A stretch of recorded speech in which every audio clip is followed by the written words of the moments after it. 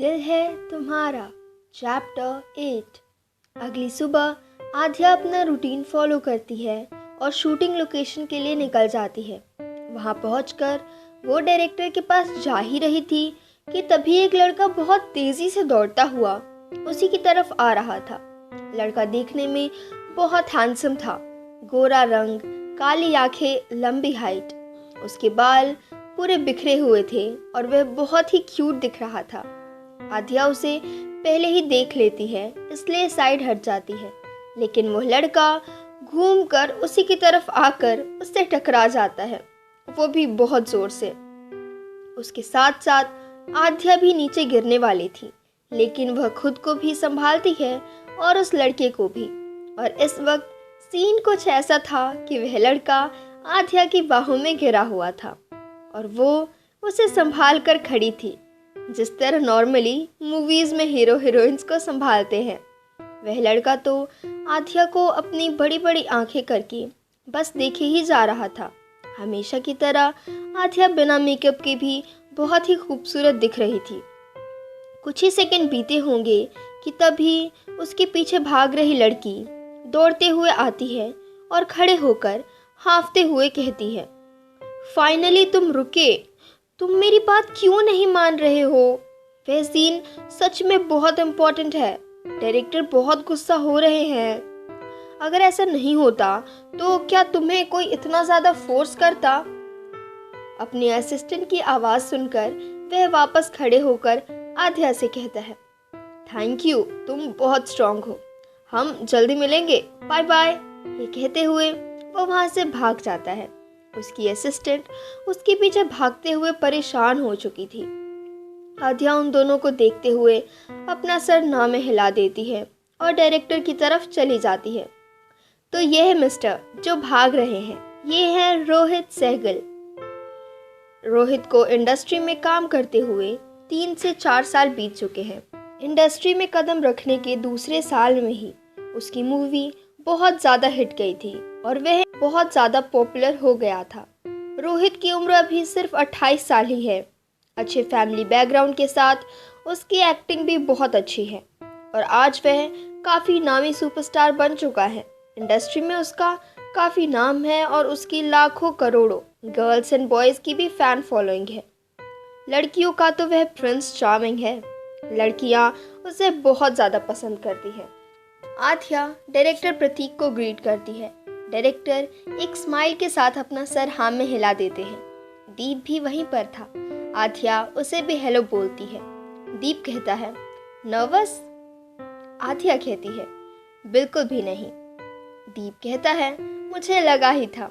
फिर भी all the best. आज तुम्हारी शूटिंग का पहला दिन है ना? आध्या अपने फेस पर एक स्माइल के साथ उसे देखती है। दीप जिस तरह से उससे बात करता था, आध्या को हमेशा उसे देखकर एक बड़े भाई वाली फीलिंग आती थी। वह लोग बातें कर ही रहे थे कि तभी पीछे से रोहित को उसकी असिस्टेंट पकड़ कर लाती है।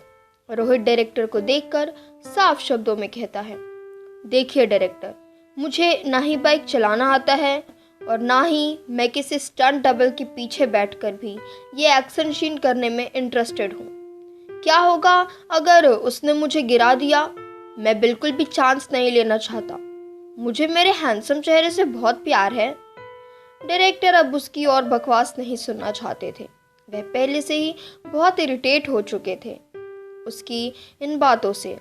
रोहित को एक सीन सनराइज के टाइम पर शूट करना था, इसलिए वह सुबह 4:30 बजे से ही यहीं था। दीप रोहित को धैर्य से इंट्रोड्यूस करवाते हुए कहता है, हे दीप, इनसे मिलो, ये है आध्या, वो स्टंट डबल जिसके साथ तुम्हें ये सीन करना है। और आध्या, तुम इन्हें तो जानती ही होगी, फेमस सुपरस्टार रोहित। आध्या अजीब से एक्सप्रेशंस के साथ उसे देखकर जवाब देती है, हाँ, अभी अभी मिल भी चुकी हूँ।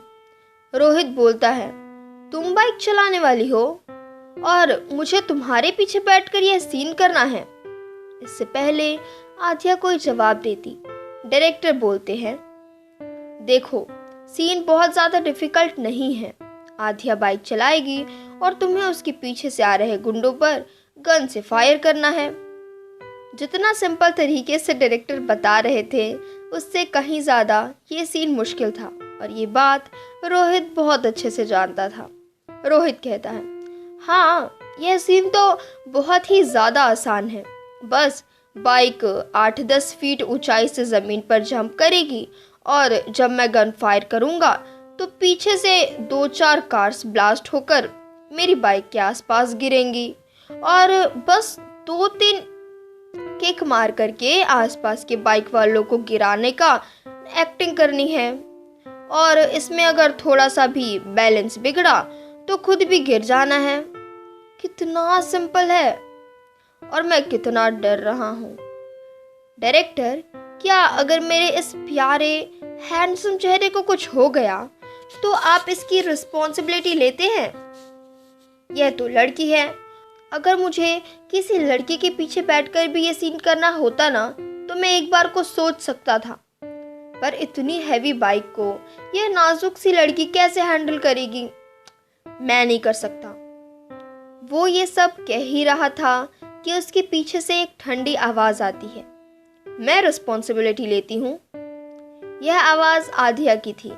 वह आगे कहती है, अगर तुम्हें एक हल्की सी खरोच भी आती है तो मैं शूटिंग के लिए कोई भी पेमेंट नहीं लूंगी।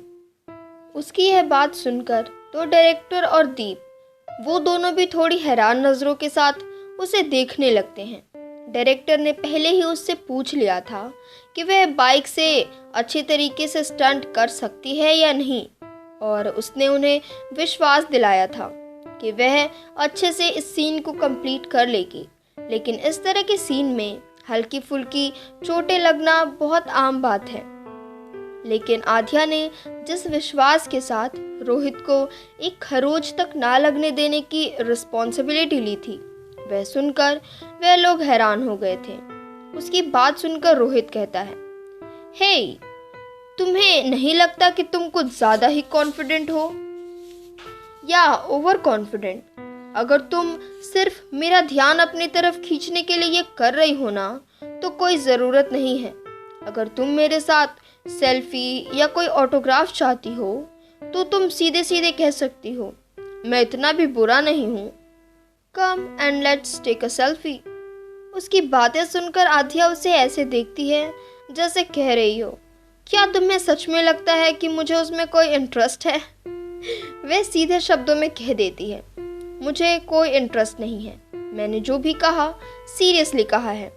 उसके एक्सप्रेशंस और बातों को सुनकर रोहित का तो मुंह बन जाता है और वहीं बैठे डायरेक्टर और दीप की हंसी छूट जाती है। रोहित उन्हें घूर कर देखता है तो दोनों खांसने का नाटक करने लगते हैं। क्या लगता है आपको, क्या रोहित मानेगा और आध्या यह सीन परफॉर्म कर पाएगी? जानने के लिए ज़रूर सुनिए नेक्स्ट एपिसोड।